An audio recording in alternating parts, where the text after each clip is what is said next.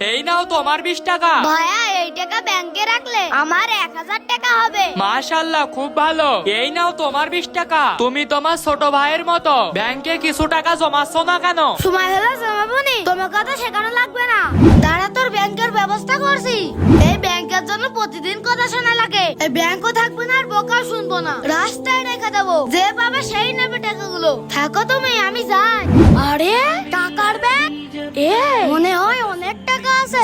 বাড়ি গিয়ে ভেঙে দেখবো। হ্যাঁ ক টাকা আছে দেখবো। হ্যাঁ ভাঙবো।